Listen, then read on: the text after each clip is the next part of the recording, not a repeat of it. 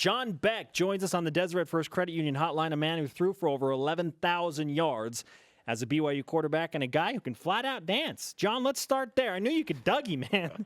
But doing the whip and nene in a Darth Vader costume, where did that come from? My sons. My little boys learned the whip and nene and have been doing it lately and wanted to do the whip and nene in their Halloween costumes, and Dad was Darth Vader, so I had to go on with it. If you haven't seen that, you need to follow John Beck on Twitter. We're going to retweet that right now again. By the way, are you a big Halloween guy? Because you've sent in some pictures that would say that you totally buy into this holiday. You know what? I grew up in a family where my dad was a very big Halloween guy. Always, I think it was his favorite, so he took it, seriously. Like, he always dressed up, decorated the house. And for me, during the NFL time, I really didn't get a chance to soak in Halloween like I wish I could have with these young little boys. I always had to either get everybody dressed in their costumes, I get to be with them for a few minutes, take pictures, and I'd have to leave to a team hotel, or you just don't really get to have that time to enjoy Halloween with your family. So since I've been done playing, and I wanted to say, okay, I'm going to soak this thing as full as I can. So, went on the full-out Darth Vader costume this year, and only one other year I can think of in the last 10 years have I really been able to just really soak in Halloween. So it's been fun. Good stuff. Are you John a big Beck. Star Wars fan? I mean, you already have tickets for Episode 7 is my real question. I barely knew anything about Star Wars, and then my oldest son has everything memorized. He can tell you everybody from every show, every X-Wing, like you or whatever. I mean, his room is a Lego Star Wars room, so, I'm trying to be the best dad I can be. So I have watched them all. I'm learning the things, and I really enjoyed being Darth Vader because he was Obi-Wan Kenobi, and I can't tell you how many little duels we had in the street walking around just put a big smile on his face. So he's the Star Wars guy in our family. Nice. Everyone else went along. Well, fittingly, we have a drop on this show. It's a trap. I think you should. Can we hit it now? Do we have that one? If not, anyway. It comes from Star Wars. And so on that note, we've been talking about the trap game, John. San Jose State has been labeled a trap game by ESPN's Trevor Maddich. I don't know if I'm buying into it. In fact, I'm not buying into it at all. I think BYU will be sharp and they will steamroll the Spartans. But let's be fair to the situation. How do you see this game for BYU going into San Jose State late on a Friday night? I don't really see it as a trap game. I think there's scenarios where you could see teams the way that they are, the way their season's gone, and look at them and say, wow, this team might be set up for a trap game. But I just don't see that with this BYU team. I think there's been too many close games where this team has had to rally in the fourth quarter, and I think they are they're in an emotional state where they understand, guys, we've come so far to get to where we're at. We've won so many close games to get to where we're at. Look what we have left. Let's keep the pedal to the metal and finish. And I think it's also a tribute to Bronco Mendenhall. I think that he's just been through so many experiences. I can't see Bronco letting his team be in a mental position to have a trap game, because that's what it really comes down to, the mental side of things. If you allow yourself to slip into a thought process of, we got this if we just show up. And I don't see this BYU team having that. I don't think they've had enough blowout games this year where they've just been able to roll people, where they would have that type of thought process of, if we just show up, we'll probably roll through these guys.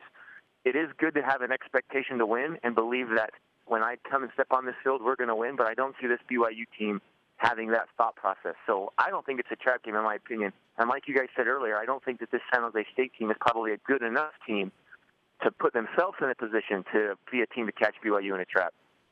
BYU has a few things going against them. So there's a late start, and then on top of that, they're coming off of a 2-week hiatus. How are those things going to affect the game? I think that the early start is the harder one to deal with. When you have to travel across, coast to coast, and your time clock gets messed up, and all of a sudden you have to do things earlier. Like, I was at the Michigan game, and I think that situation, when I flew in that night and I saw the schedule for the BYU players, from my experiences, I looked at that as a much tougher situation than a late game. I think the late game, the only thing you have to deal with is sitting around all day and dealing with the anxiety of waiting. You want to play the game. You want to wake up that morning. You want to have your routine. And in the middle of the day, you want to be playing a football game. Well, that doesn't happen. So you're a little out of your routine, and you have to delay that performance anxiety where you're just, okay, what's going to happen? How's this going to play out? How am I going to do? All those things. So for the most part, I think you have to do a good job of kind of distracting yourself, having a plan, letting your emotions not get amped up too soon. That's the biggest issue with the late game. BYU trying to go 7-2. The longest win streak in Independence is 5 games for BYU. They can equal that with a win over San Jose State. But let's be honest, ambitions are higher than that. BYU wants to finish the regular season with 10 wins. And I've talked to a number of players that feel like they can do that they can run the table in November and finish the regular season at 10-2. What kind of a chance do you give BYU, knowing what you know and having seen what you've seen from Tanner Mangum and that offense, that they can run the table in November, John? I think they have a great chance. I think we all knew heading into the season if BYU can put themselves in a situation where they've won the majority of their games by the end of October, they have a great opportunity to run the table. I think for the most part, we look at probably the 2 games as could say are the toughest, is maybe Missouri and Utah State. But I think both of those teams maybe aren't quite as good as everyone anticipated to start the season. So, you can never just say, well, we should get this team no matter what, because you never know. In the game of football, things can go a team's way. They can have a few trick plays up their sleeve that get you. You can't ever just say, well, we guarantee this win. But I would say that if they stay focused, if they just stay consistent, this is one thing I like about this team. They've been consistent except for the Michigan game. But now we've all learned how good of a team Michigan is. And to ask a freshman quarterback to be at the helm and probably what was only, I think it was like his 3rd or 4th start, right? Yeah. In that environment against that team, that's tough. But for the most part, wipe away that game. I'd say this has been a very consistent football team given the circumstances. So in reality, I think it's a great chance to run the table, and I'm looking forward to it. I've had a lot of fun watching this team. I've had a lot of fun watching Tanner. I think it's great to have somebody step in and have the type of season that he's having, because I know most BYU fans wondered what was going to happen when Taysom got injured, and I was the exact same. When Taysom went down, how's it going to go? And it's been a lot of fun to watch, so I look forward to them running the table. John Beck with us on BYU Sports Nation, BYU Sports Nation contributor, football analyst, former NFL quarterback, and standout at BYU. Okay, John, you bring up consistency. Which of the position groups on either side of the ball for BYU has impressed you the most through 8 games this season? Well, the position that my eyes see. I am a quarterback guy, and I've just been so impressed with Tanner. And I know that, we've been, ranting and raving about the guy since the beginning, but it's well-deserved. I'm very impressed with what he's done, how he's handled the situation, how he's played in the fourth quarter games, just coming off a mission. I mean, I know what it's like, and I know how you can feel rusty. And I had, probably 3 times as long as he had coming back from a mission. So just to see the way that he's performed, and I know that in every game there's been, times where there's been things that he can improve on, and all of those things that, it's a freshman playing in this environment, it's a freshman playing in an offense with guys around him he hasn't been with. That's given. Aside from the things that are given, I've just been so impressed with the way that things have gone. And, his demeanor, his poise, I just think it's hats off to the person as a person. Taking, just football aside, there's something special about the guy as a person, and it shows in the way that he is in games. So I've just been so impressed with Tanner. And, there's a lot of guys that I've been impressed with. There's a lot of positions. But because I'm a quarterback guy, I'm excited to see the progression that he's going to be able to have, especially because I believe it's allowed him to start off on the right foot. I think it can be so detrimental to a quarterback's development to start off on a bad foot or to place him in a situation where the circumstances are bad.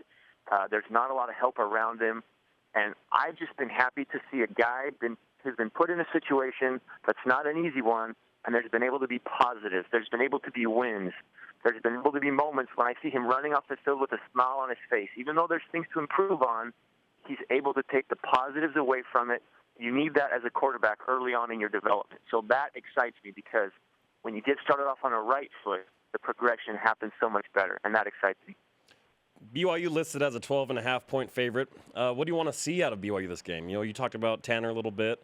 What do you want to see overall from the team and maybe from Tanner himself? I just think continue with the consistency. You're obviously in somebody else's place. You're going somewhere to play. Those games, it's not uncommon to have lulls for, like the middle of the second quarter, or if things don't start out the way you want and the other team gets things going. That can happen. I just think, hey, stay consistent. No matter what the situation is, even if you get up by 20 points early, don't take the pedal off the metal, right? Like, let's just keep this thing going. Focus on yourself. Focus on the type of football team you want to be. This could be a situation where all of a sudden, boom, the team's up 21-0. Well, don't in the second quarter not put any points up on the board. If you're up 21-0, put your foot on there, bro, and finish them off by halftime, right? Like, that's what I want to see from this team.